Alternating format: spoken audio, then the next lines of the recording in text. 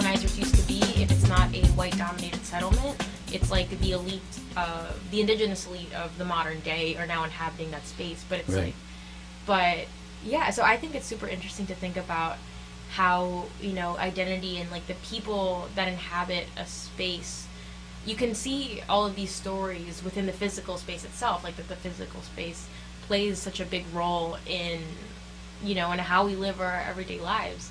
And yeah, I think, and that's one of the, being Peruvian is something that really made me want to do urban planning, because you can definitely see that all these, you know, the Spanish technically left, but there's still a lot of instances of colorism in Hispanic media. You know, there's, I don't know, favoritism.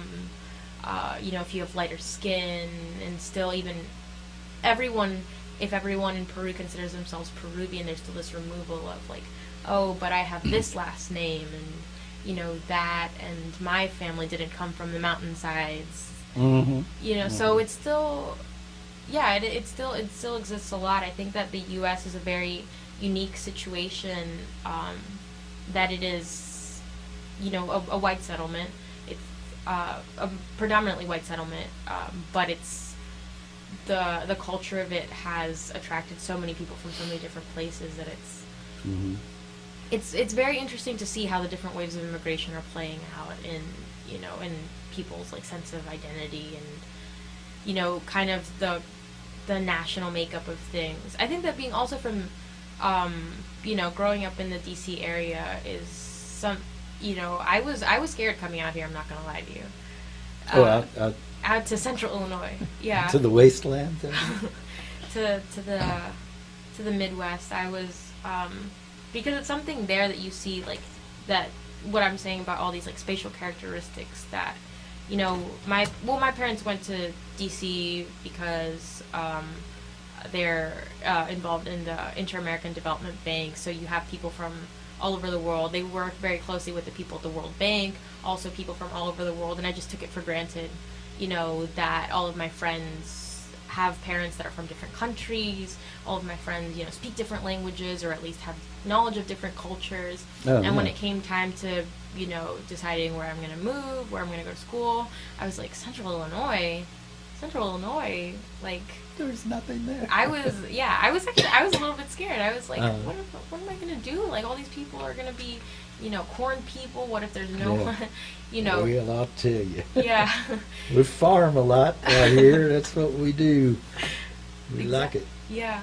I was really, that's a very present thought in my mind, and I think that I've been pleasantly surprised coming here that there is, I mean, I think that being at a large research university helps, but yeah. Does. Don't go very far in any direction. Just kind of stay right around here and you're okay. Yeah. I should drag you out to some of the small towns around here. Have you been to any much past? No, I haven't. I've kind of just been Champaign-Urbana, and then I go to Chicago to fly back home, and you know, I did go to Lincoln, Illinois, to volunteer. I'm involved with Golden Z Club, which is part of Zonta International, which is like a women's empowerment organization all over the world. And they are having this. It's a tradition that they have a lot of people that are very involved in Lincoln, Illinois, which is like an hour out of here. And this, yeah, it's. I've never been there, as far as I know. Yeah, from what I was hearing, aging population, a lot of the young people want to get out of Lincoln, Illinois as fast as possible, and their largest attraction is being home to the world's largest covered wagon. And I hope you saw it. I did see it. It was large, but I was expecting bigger for some reason. You know, not to say that it wasn't large. It wasn't not impressive. big enough. Yeah. Your covered wagon is small. Yeah, but that was a learning experience for me, being from like small town, rural America, homogeneous America, where everyone knows each other. It's small town. Like, that was an experience for me. I don't think I've ever been in a place it's that rural. Wow, really? Yeah, and I'm pretty sure I was the only one that wasn't white in the whole thing. No, that could be. Yeah. That wouldn't be surprising. So I was kind of like holding my breath, because, you know, I feel also the Midwest is also sensationalized in the media of like, you know, corn people, you know, white supremacists. So I was like in Lincoln, Illinois. It was like a turkey dinner, but it was like at 10 a.m. for some reason. Very interesting event. But, you know, I was like there working, but I was like holding my breath. I'm like, I'm the only one that's not white here. Like, this is kind of alarming for me. Like, I've never really been in this situation before, except for once I went to a Cracker Barrel in South Carolina. That is literally the only time that I could think of that I'd been in that same situation. You know, so that was weird for me. And I know so many people now in school that are like, yeah, I'm from Kankakee or whatever, and this is amazing. I'm meeting so many new people, like people from California. Wow. Yeah. Like, not to patronize their experiences at all. No, I know what you're saying. Yeah, that it's like it's all relative. Yeah, it's all relative. But that was a very interesting experience. That it's just like, I don't know. I'm used to this is gonna sound so, you know, conceited, but I'm used to just, you know, being surrounded by people that are like, yeah, this is how it is, you know. With DC, attracts so many different types of people, that everyone's like cool with, you know, being from anywhere. And then I was literally holding my breath being in Central Illinois. Yeah. Well, my friend from Japan that I mentioned before that we do the Friday show, she came over. She teaches anthropology in a university there, and came here for a year as a visiting scholar here at the university. And she said she got off the airplane at the Willard Airport and was like, I can't stay here. I can't, well, you can imagine Japan, everywhere is packed full of people. I mean, it's surrounded by people and things happening and all this stuff. And coming here and it's just like, wind blowing off the cornfields, and she's just like, I'm going to die here. I mean, I cannot exist here. So, yeah. I mean, I know what you're saying. I've been here for a while, so I'm familiar with it. But I know the feeling of just sort of, there's nothing here. And there is nothing here, in a way. Yeah, I was coming into it. I was kind of, coming into this being like, moving here, being like, oh, university, that's it. I have to get involved with academic things. But recently I've been getting more involved with, CU Immigration Forum, build programs, not jails, and I, also urban planning that has the word urban in it. And so it's like we focus so much on like all these like metropolitan issues, like things like you see New York City in every single movie, and I feel like the plight of like rural populations is so not covered by anyone. And so this is really my first time in my life being involved with something so small and so local, and where all the people that you're impacting. It's I feel like a lot of people, I see this a lot of people like my age that come from an international background, that you grow up thinking that everything has to be on a large scale. So many of my friends' parents are like from the World Bank, that they are appropriating like millions and millions of dollars and this and that. And so I think that I was talking about this with one of the other urban planning students, that we all have this innate God complex with being children of immigrants, but we made it, we're in higher education, and trying to uplift everyone that could be like us but isn't, that we want to do things on such a grand scale. And everyone has, everyone that is involved in like urban planning has this God complex to an extent that they want to, it's like a whole population of people, we must lift them up, and then we just ignore the, individual aspect of it, that it's, especially in CU Immigration Forum, that we speak about, all, individuals that are getting picked up, like if in the community, if a group of 4 get picked up, that is, waves, like goes through the community, and, that instills such fear. And I feel like, especially where I'm from, we're just like used to processing everything on a macro scale. When you talk to young people about wanting to make a change in the world, it's like, you have to do it on such a big scale. But then I think that we're just forgetting about the individual people, that when you're at the World Bank or whatever, you're appropriating all these millions of dollars, and there's like it's a group of just individuals that are gonna, benefit from this. And I think that, I think that being involved in this community, this small community in Central Illinois, has taught me as much as, learning from the best urban planning professors in the country, that, that want to do things on such a macro scale, but, we just forget about the community aspect of it, that, like, I don't know, just things like that I've never really been in touch with, individuals. And I think that being that being in a small town setting has actually enabled me to do that better, and to remember that as I'm growing as a professional. Mm-hmm. Well, I think it's very important for you to remember that, because just as in, we were talking earlier before the show about how people tend to treat immigration as this big topic that's over here. It's like, well, immigrants and immigration, it's this thing. And you were even saying yourself, like, well, I'm kind of different because I come from this privileged background. So in a sense, it sounded to me like you were distancing yourself from the immigrant experience. Like, well, I can't really talk about the immigrant experience because mine is somehow different. Right. But you moved from one place to another, and you came from one culture to another culture, and one language, predominant language, to another one, and all those things. So that's immigration. That's it right there. And any time that we forget, we as people who meddle in other people's lives in whatever way we do, right, that every person is a universe unto themselves, we lose touch with the effects of what we're doing. We're looking at it like, well, I think you need X. And you completed a survey and you say a little more Y. So if we combine X and Y together, I think we will cover your needs very, there are people at the other end of all these things.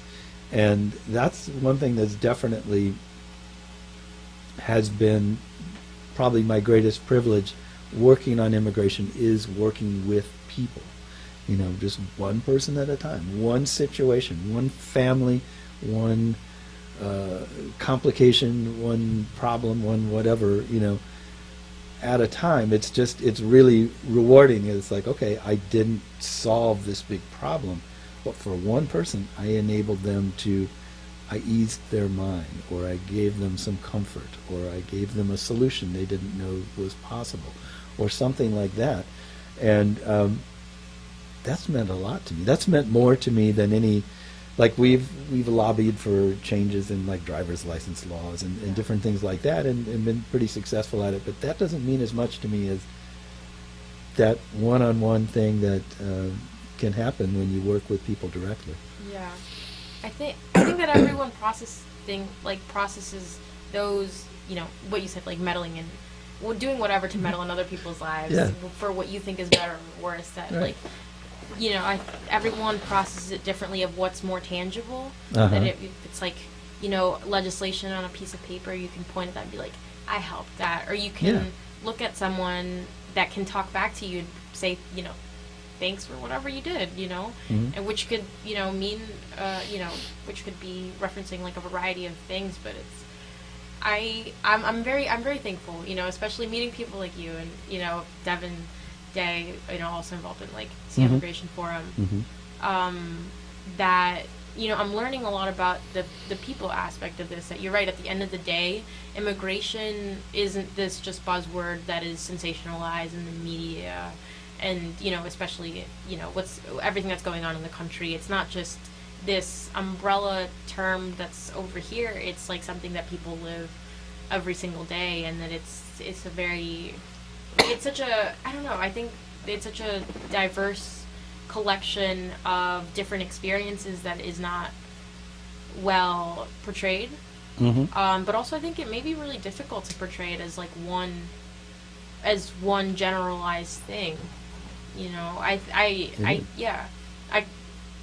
That's I mean, something that I've been dealing with, that like that I would separate myself from, your typical immigration story, but you're making me realize that like there is no typical immigration story. It's like there are definitely groups. I mean, I'm not saying that you can't group people like you're one kind of immigrant and say my friend that was brought here with his parents in the middle of the night, over the border and doesn't really remember crossing the desert and stuff. That's another kind of immigrant. But you're still immigrants. You still share some things.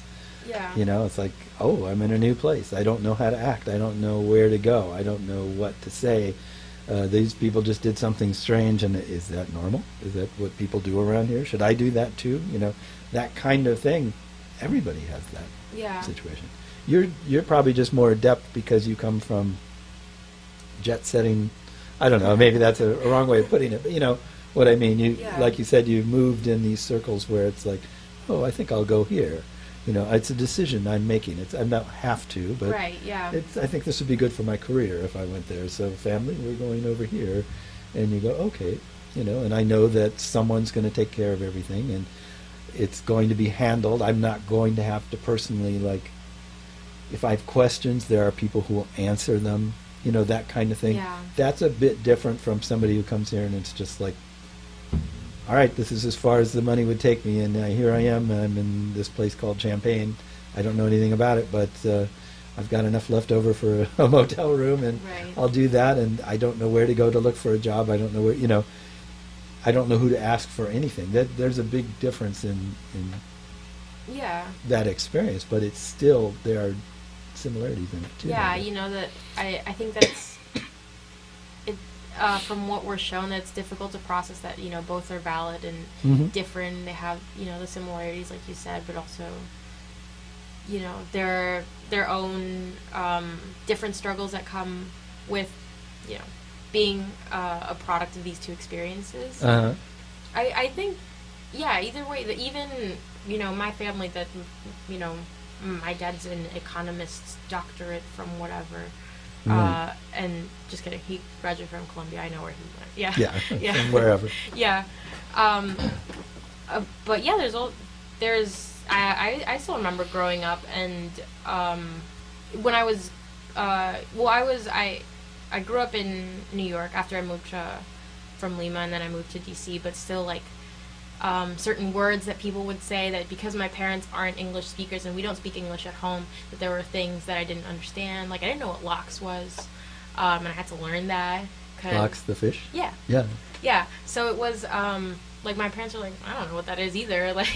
How are we supposed to know? If anything, you're learning, faster. New York. Yeah. Lox. Exactly. Have a bagel. Exactly. Have Being a from dash. New York. Yeah. It was such a central part of life, getting lox on your bagels. Sure. And I asked my parents, and they're like, "You mean salmon? Is that what you mean? You don't have to call it a fancy word." Not a fancy word. It's just another word for but it. And I would still get frustrated about the fact that, there are all these things of applying to college, even my parents didn't know a lot of the inner workings of going from high school to college in the American education system, and and so I see people here in the university that literally they're the first. One of my friends is from Chicago. She's the first one to graduate from high school in her family. Yeah. She's the first one to go to college. She says that her mom doesn't even know where she goes to school. That she's just oh, Jess, she's at college. Yeah. Whatever that means to their family. And so there are similarities in the sense that it's so unfamiliar, but I do 100% recognize that people that maybe their family just came here because of necessity, that it's to get to the same place takes a lot more effort. It's something that I haven't had to think about until I came here, and I meet all these amazing interesting people that have each their own different story of how they're here, why they're here. Yeah. I feel we're sort of approaching, we still have about 5 or 10 minutes here, but I feel like I've pushed you in a direction that you weren't expecting to talk about. Did you have something particular that you were I hope I get a chance to talk about X, because now's the time to bring it up, or else we're going to run out of time. I didn't really, I came in, I wasn't really sure about what we were gonna discuss. I think, I always think about these things, and maybe the macro scale, maybe that's just how my mind works, that, Sure. Studying urban planning and, sociology, you look at people as systems. Mhm. And then, but you have to, like, connect these individual experiences with the greater system. I don't know. I like the fact that we're talking about all these, like, little okay. experiences, Okay. instead of this as a bulk umbrella topic as some NPR show, Yeah. that people completely removed from this are discussing this about, discussing immigration as a topic, not as a dynamic Mm-hmm. kind of force that people identify with. I don't know. Is there anything that you were wondering about me that you want to ask me? I'm trying to think. Yeah, my voice is changing. So. Excuse me. Let me try that again. Nice. No, I'm trying to think about that because I didn't know anything about your background when I hijacked you to come on the show. I was like, good, there's somebody who seems friendly. I'm going to drag them into the studio because it's really hard to get guests. A lot of people are like, oh, radio, no, I'm not comfortable talking, kind of thing. I think that, like, having this conversation, though, be a part of a radio show instead of, like, a conversation that we would have offhandedly, just in person, I think that it draws out a lot of, it makes you articulate more about all these different issues. Mm-hmm. And I think about, like, when you're, like, writing things down, that sometimes you come to terms with, like, vocabulary that you would, had it processed before, but just, like, because when I think about all these things in isolation, it's just, like so abstract in my mind. But then having to talk about it and then knowing that other people are listening, it's just, like, I have to better articulate all the thoughts that I'm having about this issue that I think about every single day. Yeah, that's interesting.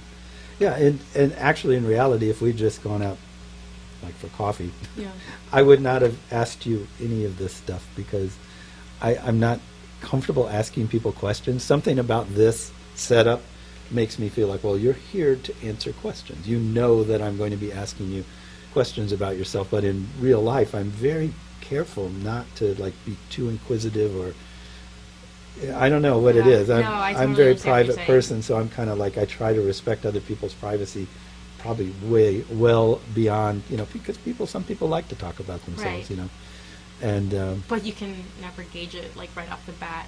Right.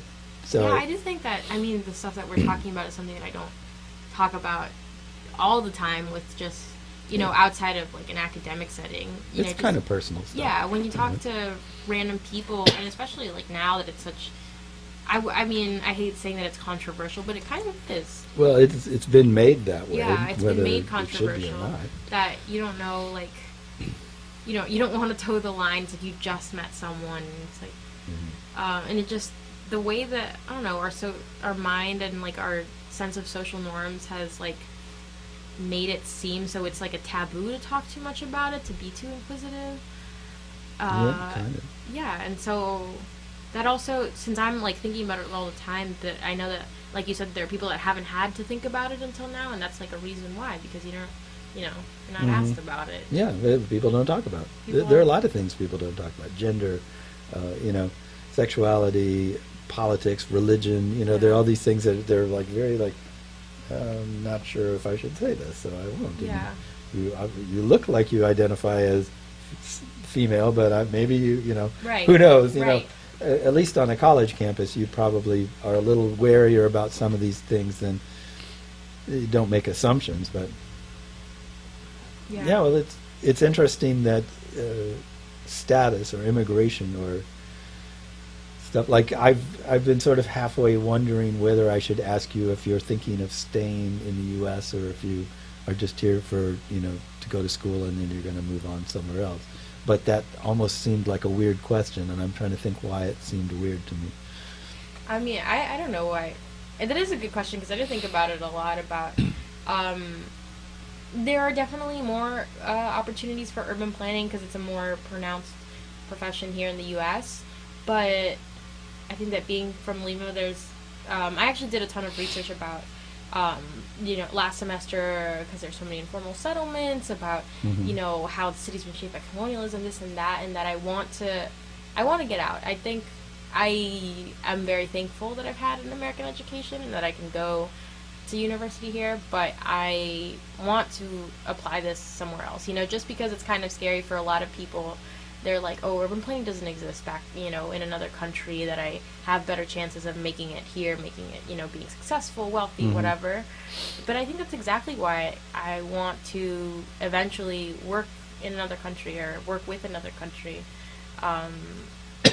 Because maybe, just because, they don't call it urban planning by name, that doesn't mean that the necessity isn't there. So, and it's something that is, so assumed in my mind that I was like, yeah, I'm gonna leave. Like, have you lived here longer than there, or yeah. were you there longer than here? Oh. Yeah, I moved from Lima when I was 5.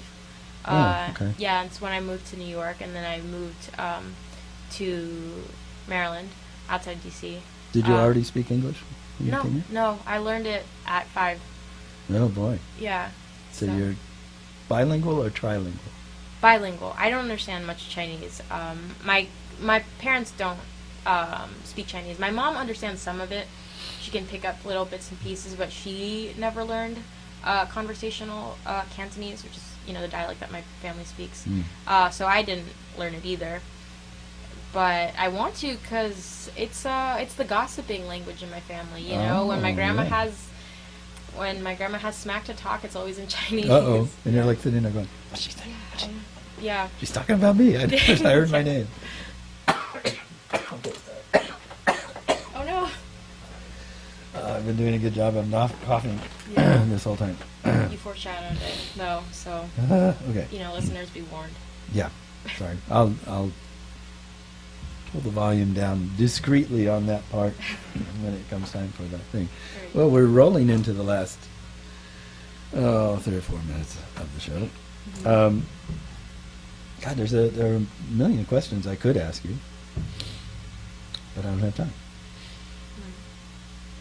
I'll ask you, why are Planners Network people so awesome?